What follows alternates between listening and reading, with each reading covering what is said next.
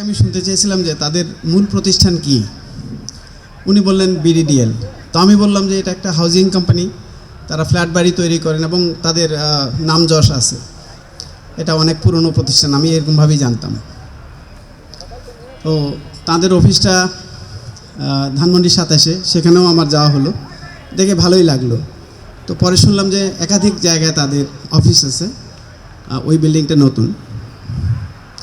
তারপরে এমডি যিনি এম.এ. বাতেন খান ভাই, তার এক ভাই আছেন, তার সাথে আমার কথা হচ্ছিল। তো পর্যায়ক্রমে কিছু কিছু কথা শুনলাম, যা শুনতেছি যেন স্বপ্নের মতো মনে হচ্ছে যে এগুলো আবার কি, যে ইকো ফ্রেন্ডলি একটা প্রতিষ্ঠান হচ্ছে, সেখানে দিঘি থাকবে, হাঁস মুরগির চাষ হবে, শাক সবজির আবাদ হবে, তারপরে কুড়ে ঘর হবে, সনের ঘর হবে, কোনো ইট বালু মাটি কনক্রিটের কোনো কিছু থাকবে না, সোলার সিস্টেম থাকবে। তো আমি মনে করলাম যে তাহলে একটা নতুন কিছু দেখতে যাচ্ছি। আমি একটু এক্সাইটেড ছিলাম।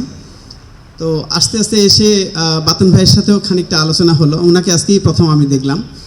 আর ওনার যে কোম্পানি, ওনার সাথে যারা আছেন, যেমন কনসালটেন্টের কথা বললেন, এই মানুষগুলোর কথা শুনে আমার কাছে মনে হয়েছে ওনার এক একজন এক এক দিকপাল।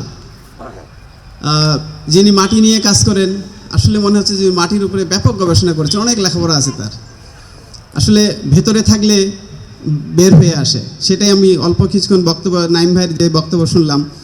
তারপরে একজন ডক্টর আজাদ মেবি, ওনার কথা যে মাটি, মানুষ আর শস্য, আল্লাহ তাআলার যে সমস্ত বিধান আছে কোরআন শরীফে আছে, আমি ইদানিং এগুলো নিয়ে বেশ পড়াশোনা করছি, তো সবগুলো কথা মিলে যাচ্ছে।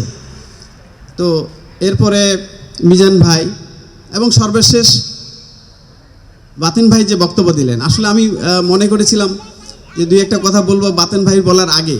বাতেন ভাইটা তো আসলে সামারি হবে।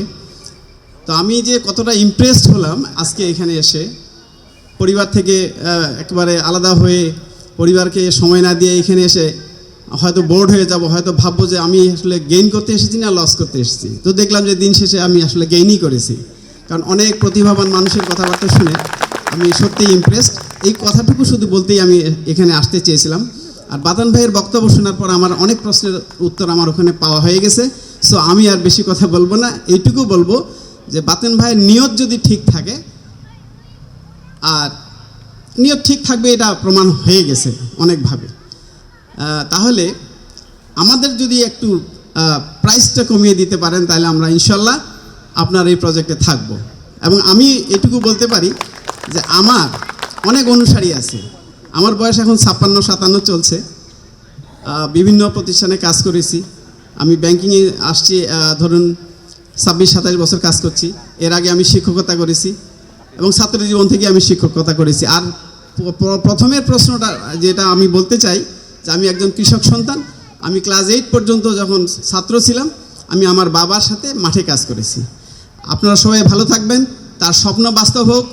আজকে উনি আমাদেরকে স্বপ্ন দেখাচ্ছেন, এই স্বপ্ন যেন বাস্তবে পরিণত হয়। আল্লাহ আপনাকে কবুল করুন। আসসালামু আলাইকুম।